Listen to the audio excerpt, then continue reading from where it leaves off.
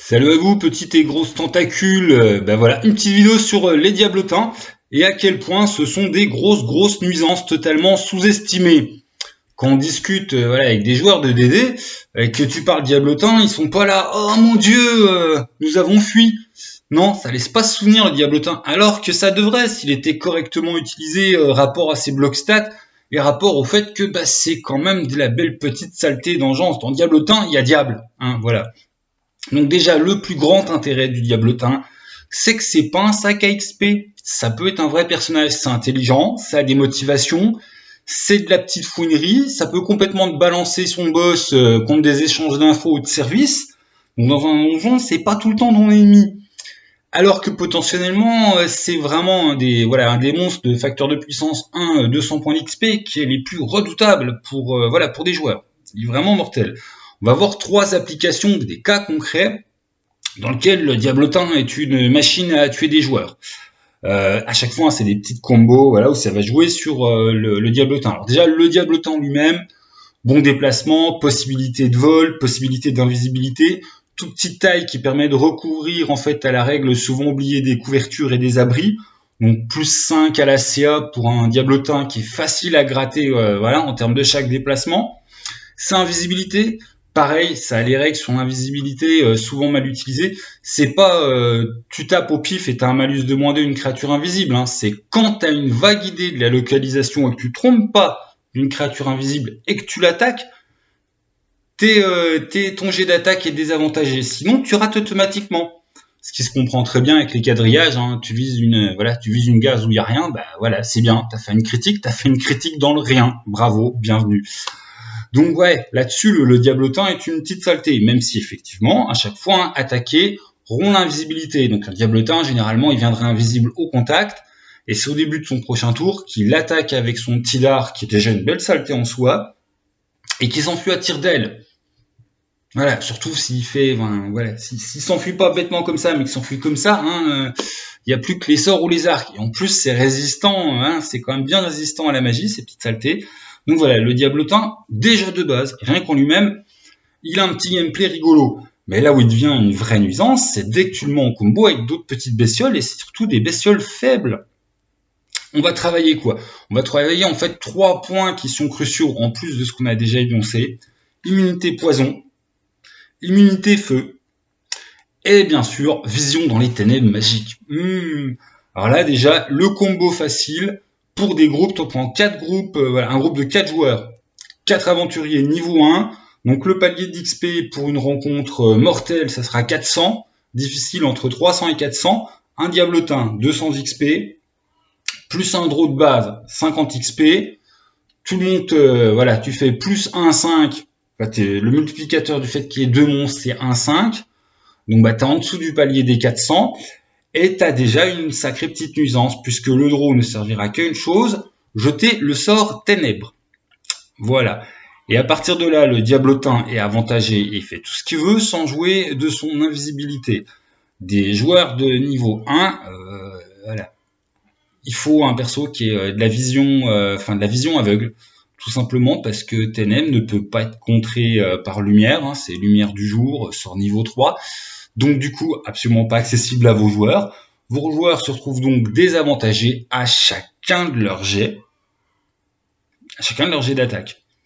À buter déjà une bestiole qui, rien qu'en temps normal, est une vraie ou un free.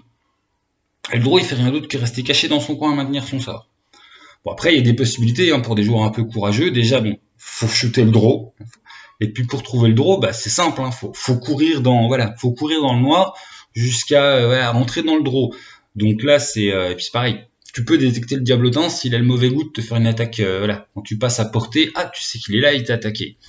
Mais rien que ça, c'est une bonne petite point free parce que si les monstres jouent intelligemment, draw diablotin, c'est pas censé être des teubés. Le draw maintient son sort, quitte à être dans la sphère, 4,5 m de rayon. Donc autant te dire que dans une pièce de 9 mètres, il y a moyen de faire le tour. Tu jettes ça sur une dalle, voilà, objet focus, dalle. Enfin, il y a moyen vraiment de faire des petites combinaisons marrantes. Et t'as des aventuriers qui sont totalement désemparés parce qu'ils se retrouvent à très peu pouvoir attaquer quelque chose. Et quand ils peuvent l'attaquer, parce qu'ils ont réussi en 2 rounds, en galérant pas possible de détecter où est le diablotin à un bref instant, même là, ils sont désavantagés. Si l'autre saleté est pas à couvert, où là, il se mange un plus 5 en plus à sa CA. Et bien sûr, dans tout ça, le diablotin est lui avantagé sur ses jets d'attaque. Donc son dehors mortel va passer easy peasy. Dans les autres bonnes combinaisons marrantes, diablotin et lémur. Déjà, diablotin elfe, du camp du mal, facile à passer ensemble. En plus, justement, là, on peut jouer la nouvelle tendance des dés à bien montrer que les draws sont pas tous méchants. Ouais, il y en a, ils le sont quand même. Et donc, un draw avec un diablotin, t'avais un indice qui n'était pas exactement chaotique bon, mais tu peux très bien faire le truc, le draw qui arrive, oui, bonjour, je suis un ensorceleur raté, voilà, on m'a collé ça comme familier, je fuis la méchante société droesque, s'il vous plaît, aventurier, aidez-moi.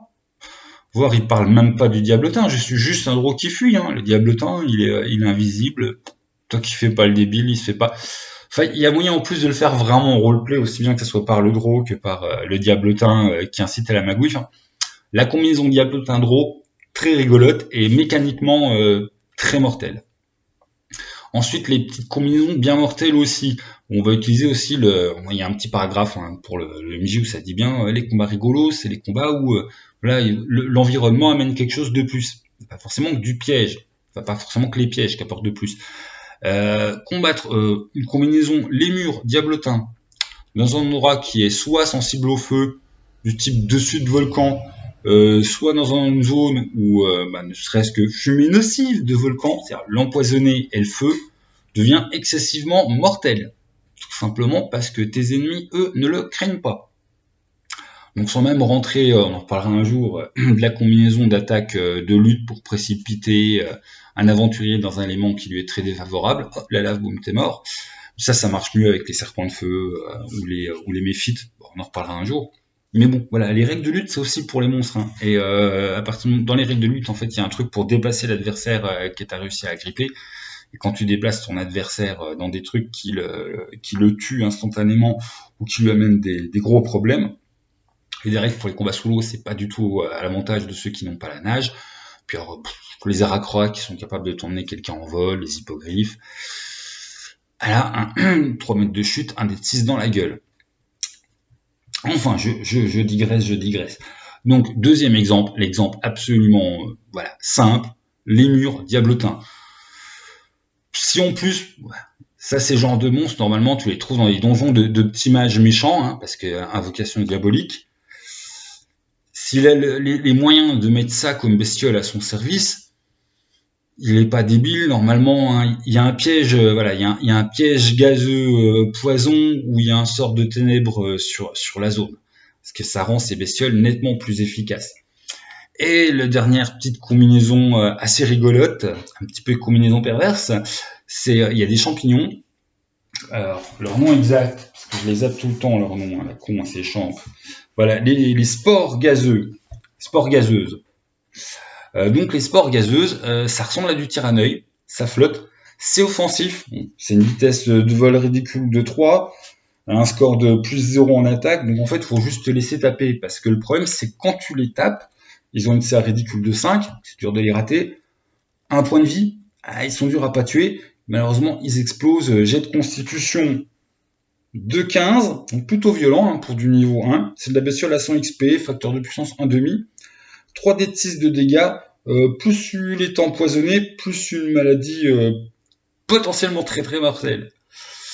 Voilà, mais pourquoi je vous parle de ces spores gazeuses avec les diablotins ? Les diablotins, ils sont insensibles à ça en termes de poison. Les spores gazeuses sont de grande taille, donc en eux-mêmes, c'est déjà découvert pour le diablotin. Et c'est des trucs que le diablotin peut faire exploser.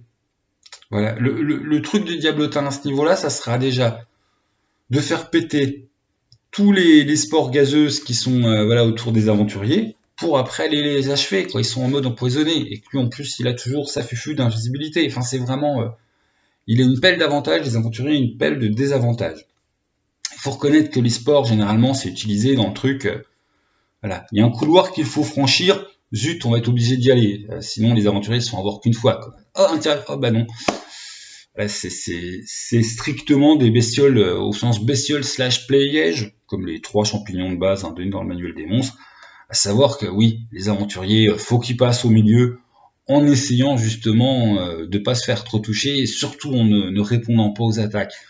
Qu'est-ce qui se passe quand t'as un petit diablotin fufu qui s'amuse à tout faire exploser? C'est rigolo, voilà. Donc le diablotin, c'est bien mortel. La combo elfe, enfin le draw, l'elfe noir à 50 XP, plus lui est vraiment... ouais, voilà, tu le fais qu'une fois à tes joueurs, puis tu leur laisses la possibilité de fuir, parce que sinon... enfin, si c'est dans un donjon, les portes se ferment derrière vous, enfin, c'est juste... Mécaniquement, voilà, c'est vous laisser un peu de temps pour tuer vos joueurs, mais je vois pas comment ils peuvent y échapper. Enfin, faut que vous fassiez un fumble, faut que le barbare ait l'idée que les joueurs vont peut-être trouver conne, alors que c'est une des meilleures idées, c'est de courir absolument partout en espérant rentrer dans le draw pour péter sa concentration et lever les ténèbres. Et encore là, le diablotin a son invisibilité. Mais l'invisibilité, vu qu'elle pète quand il attaque, c'est une technique de harcèlement. Tandis que là, sous ténèbres, c'est simple, hein, le diablotin, il fait passer une attaque quasi par round. Il est avantagé, voilà, il attaque de dos, c'est facile comme tout. Bon, bah c'était tout pour un de mes petits chouchous, le diablotin. Une prochaine fois, on ira sur l'autre gros chouchou de moi-même, les pixies. On va me dire, les pixies, c'est gentil, oui. Mais je vous rappelle qu'il y a des fées qui pactisent un petit peu trop avec les fielons. Et c'est tout à fait possible de le grand multiverse de D.D. Avenger de nous faire de la pixies pas forcément gentille. Et les pixies, c'est un autre... il y a aussi ce côté être caché, mais on est beaucoup plus sur du caché, harcèlement, bombardement de sorts en chaîne. Bon, voilà, hop, j'ai fait la prochaine vidéo. Ah, je suis bête. Enfin, sur ce, bon week-end à vous, bonne fin de semaine, tout ça. Salut les gens!